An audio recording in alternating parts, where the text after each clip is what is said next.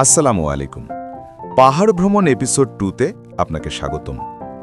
আপনি যদি আমার চ্যানেলে নতুন হয়ে থাকেন, লাইক, কমেন্ট, শেয়ার এবং সাবস্ক্রাইব করতে ভুলবেন না। আর আমার পাহাড় ভ্রমণ এপিসোড 1 না দেখে থাকলে আমার চ্যানেলে ঘুরে আসতে পারেন। আগের দিনের মতো আজকেও মোটরসাইকেল নিয়ে বের হলাম। উদ্দেশ্য একটাই, পাহাড়ের চূড়ায় উঠব আর দেখব উপর থেকে প্রকৃতির সৌন্দর্য কেমন দেখা যায়। পাহাড়ি রাস্তায় মোটরসাইকেল চালানো সত্যিই এক ভিন্ন অভিজ্ঞতা। আঁকা বাঁকা পথ, একবার ডান দিকে বাঁক, আবার বাম দিকে মোড়, যেন পাহাড় তার সৌন্দর্য লুকিয়ে লুকিয়ে সামনে এগিয়ে দেয়। কখনো রাস্তা খাড়া উঁচু, মোটরসাইকেল একটু জোরে চাপতে হয়, আবার কখনো নিচের দিকে ঢাল, যেখানে সাবধানে ব্রেক কষে নামতে হয়।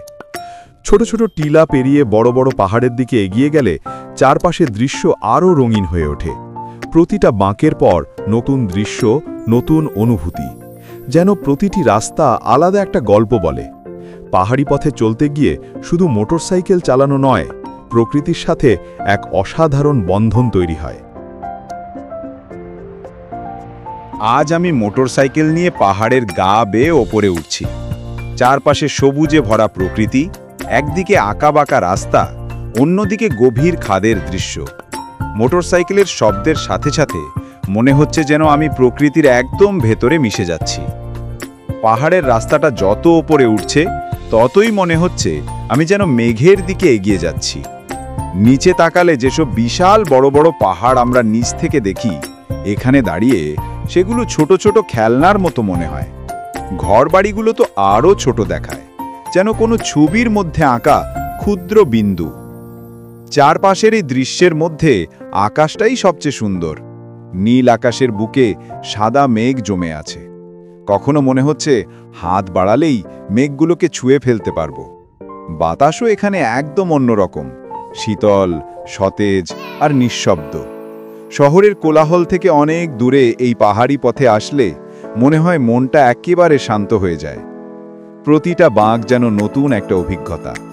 একবার রাস্তার ডান পাশে তাকালে গভীর খাদ, আবার বাম পাশে তাকালে পাহাড়ের গা বেয়ে নেমে যাওয়া অগণিত গাছপালা। রাস্তার ধারে বুনো ফুল ফুটে আছে, পাখিদের ডাক শোনা যাচ্ছে। সব মিলিয়ে এটা একেবারে সিনেমার মতো দৃশ্য। ওপরে উঠতে উঠতে বুঝতে পারি প্রকৃতির কাছে মানুষের অস্তিত্ব কতটা ছোট। যেসব বাড়িঘর আমরা গর্ব করে দেখি, সেগুলো এখানে ক্ষুদ্র বিন্দুর মতো। আসলে এই পাহাড় আমাদের শেখায় মানুষের দম্ভ নয়, প্রকৃতিই আসল বিশালতা। কিছু সময় মোটরসাইকেল থামিয়ে নিচে তাকাই। দূরে নদী বয়ে যাচ্ছে, সবুজ ফসলের মাঠ দেখা যায়, পাহাড়ের গায়ে ছোট ছোট গ্রাম দেখা যায়। মনে হয় এই দৃশ্য চোখে নয়, হৃদয়ে আঁকতে হবে। যত উপরে উঠি মেঘগুলো আরও কাছে চলে আসে। কখনো মনে হয় আমি যেন আকাশের ভেতর দিয়ে মোটরসাইকেল চালাচ্ছি।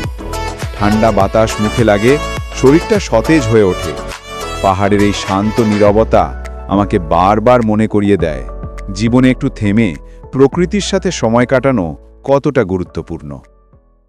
আমি এখন মাটি থেকে প্রায় 4000 ফুট উপরে আছি।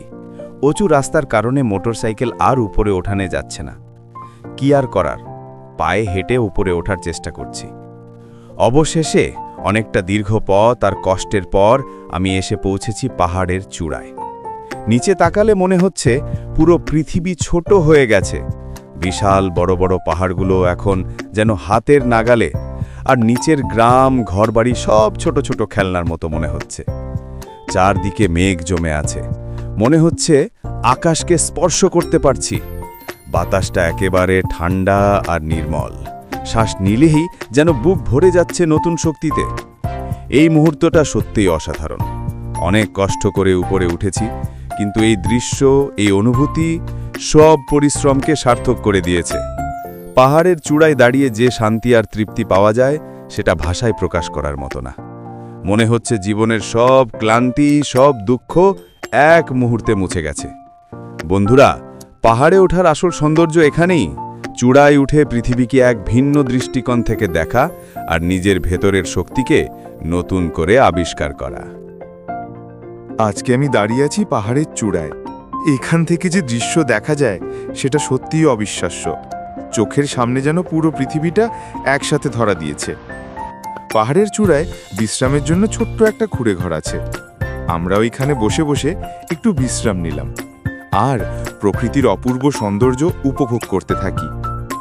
বিশাল পাহাড়ের খাদে ঘরবাড়িগুলো কেমন দেখা যায় একটু দেখার চেষ্টা করছি। এখান থেকে স্পষ্ট দেখা যাচ্ছে বাতু 11 এলাকা। চারপাশে ছোট ছোট গ্রাম আর সবুজের সমারোহে ভরা। দূরে চোখে পড়ে উঁচু করে দাঁড়িয়ে থাকা কেএলসিসি টুইন টাওয়ার্স, যেন আকাশ ছুঁয়ে ফেলতে চাইছে। কুয়ালালামপুরের হৃৎপিণ্ড সেই বিখ্যাত কেএলসিসি টুইন টাওয়ার্স। দুইটা আকাশচুম্বী টাওয়ার আকাশে মিশে গেছে, যেন শহরের শক্তি আর আধুনিকতার প্রতীক। রাতে যখন টাওয়ারটা আলোয় ঝলমল করে, তখন এখান থেকে সেই দৃশ্য আরও রূপকথার মতো লাগে। আরেকদিকে দৃষ্টি দিলেই দেখা যায় বাটু কেভস। মালয়েশিয়ার সবচেয়ে জনপ্রিয় দর্শনীয় স্থানগুলোর মধ্যে এটা অন্যতম। এখানকার বিশাল স্বর্ণমূর্তি আর রঙিন সিঁড়িগুলো খুবই চমৎকার।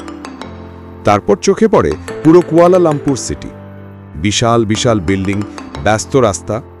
সবশেষে দেখা যায় ইন্টারন্যাশনাল ইসলামিক ইউনিভার্সিটি মালয়েশিয়া বা IIUM। এই বিশ্ববিদ্যালয় শুধু শিক্ষার জন্যই বিখ্যাত না, এর চারপাশের পরিবেশ আর স্থাপত্য দর্শকদের আকর্ষণ করে। এখানকার নীলগম্বুজালা মসজিদ আর সবুজে ঘেরা ক্যাম্পাস এখান থেকেও সুন্দরভাবে দেখা যায়। যারা এখানে পড়াশোনা করে তারা সত্যিই ভাগ্যবান। তো বন্ধুরা, এই ছিল আজকের ব্লগের দ্বিতীয় এপিসোড। আশা করি আপনাদের ভালো লেগেছে। যদি ভালো লাগে তাহলে একটা লাইক কমেন্ট করে জানাবেন আর চ্যানেলটা সাবস্ক্রাইব করে সাথেই থাকবেন। আগামী ভিডিওতে আরও দারুণ ভ্রমণ নিয়ে আসবো ইনশাআল্লাহ, তাই পরের এপিসোড মিস করবেন না। দেখা হবে খুব শীঘ্রই। আল্লাহ হাফেজ।